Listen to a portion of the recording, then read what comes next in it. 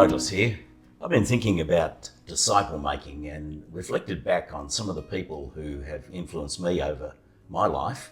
And I suspect that some of them wouldn't have even called themselves disciple makers, but I guess that's what they are when Jesus said, go and make disciples.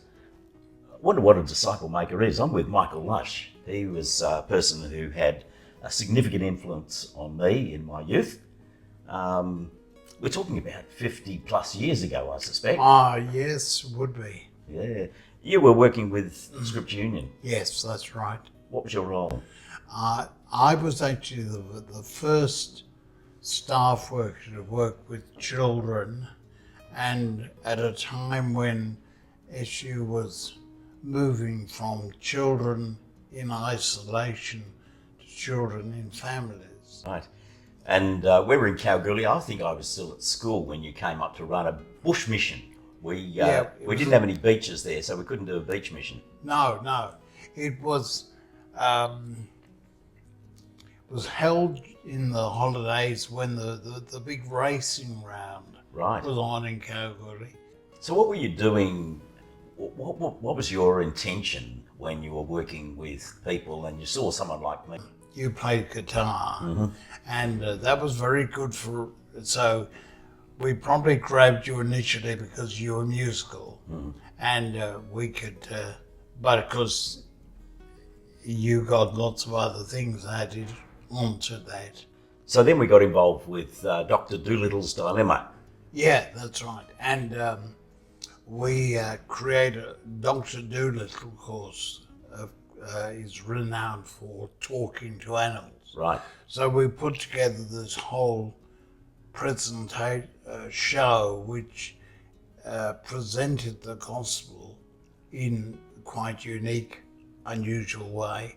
And we travelled around from beach missions all around the south of the state, didn't we? Well, we went from here to a farm at Pinjarra. That's right. And we spent a couple of days. That was the first time we'd pulled everybody together, and we really worked on the finished product. And then we set off down the southwest. On occasions, you reminded me that in later life, as a minister and in other work, many of the things that you learnt during that time were very helpful for you in your own development of life and ministry. It was a training ground for ministry, but I don't know if either of us really knew that at the time. I don't know. I think it was a more pragmatic sort of thing. Okay, here's a guy who plays the guitar.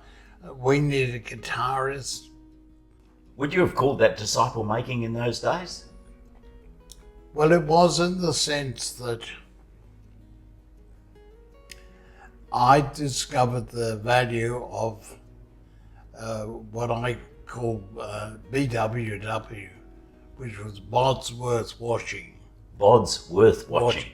In other words, you realise that somebody had this particular gift or skill, and both in terms of when I was running camps for primary age children, and all the time I was watching, and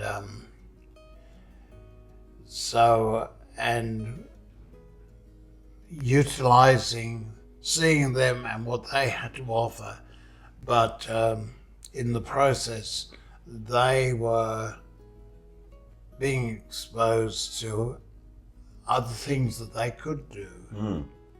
In fact, sometimes I would, in my morning prayers, I would just remind God, if I needed to, that many people would pass me in the day and I would meet them, and opening myself up to feeling, well, here's someone that God wants me to connect with. Yeah. Michael, thanks for sharing today, and thank you for the contribution you made to my life.